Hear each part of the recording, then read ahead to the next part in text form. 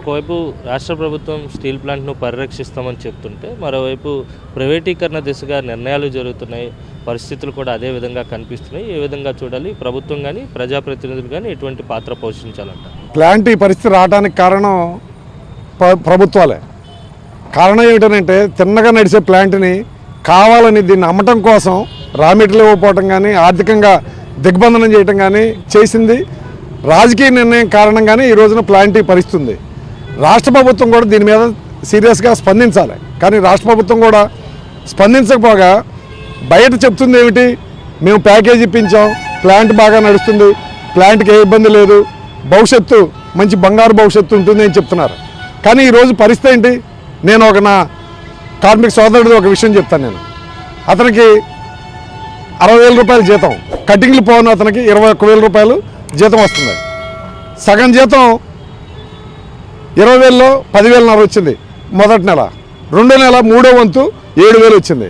ఎలా బతుకుతారు? ఈరోజు ఈ స్టీల్ ప్లాంట్ కానీ ఇక్కడ కానీ ఎందుకు నిర్మించింది, ఎందుకు నడుస్తుంది? ఈ చుట్టుపక్కల ఉన్నటువంటి అభివృద్ధి కోసం లేక కార్మికులకి సక్రమంగా జీతాలు ఉపాధి కలగడం కోసం చేశాం. ఇప్పుడు వాళ్ళు చెప్తుంది ఏంటి, ప్లాంట్ మొత్తం బాగా నడుపుతున్నాం, అందరికీ ఉపాధి ఉంది, అందరికీ బాగా మేము చేస్తున్నామని చెప్తున్నారు. కానీ వాళ్ళు చెప్పిన దానికి బయట చెప్తున్న దానికి ఇక్కడ జరుగుతున్న దానికి పూర్తిగా భిన్నంగా ఉంది. పూర్తిగా మామూలుగా కొద్ది గొప్ప కాదు, పూర్తి ఆపోజిట్గా ఉంది, భిన్నంగా కూడా కాదు, వ్యతిరేకంగా ఉంది. ఇక్కడ ఏం జరుగుతుంది?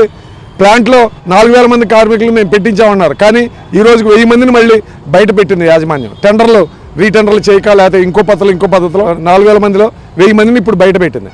అలాగే ప్లాంట్ కండిషన్ రోజు రోజుకి దెబ్బతింటుంది. వీళ్ళందరూ బయట ఉండటం వల్ల, రోజు చేయాల్సిన పనులు జరగకపోవడం వల్ల RMHPలో ఒక మిషన్ పడిపోయింది, SMS ఒక మొత్తం కాలిపోయి వైర్లన్నీ కాలిపోయి SMS2 మొత్తం డ్యామేజ్ అయిపోయి ఉత్పత్తి డ్యామేజ్ అయింది.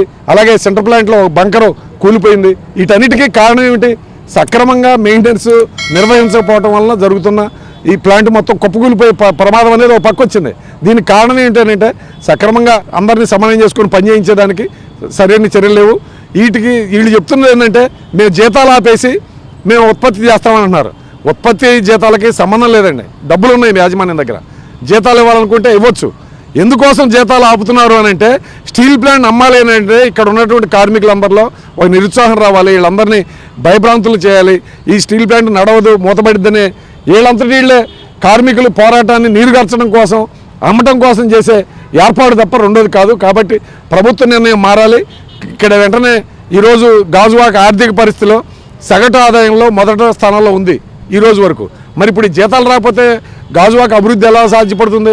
అందుకని ఇక్కడ ఉన్నటువంటి ఎమ్మెల్యే కానీ ఎంపీ కానీ వెంటనే జోక్యం చేసుకోవాలి.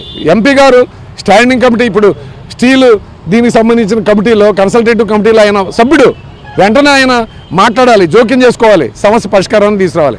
కానీ వీళ్ళెవరు కూడా బాధ్యతగా ఉండట్లేదు. ఇది చాలా దుర్మార్గం. ఖచ్చితంగా ఈ సమస్య పరిష్కారానికి కృషి చేయాలి, లేకపోతే కార్మికులు తీవ్రంగా స్పందిస్తారు. దీనికి మీరు మూల్యం కూడా చెల్లించాల్సి ఉంటుందని చెప్పేందుకు కూడా మేము తెలియజేస్తా ఉన్నాం.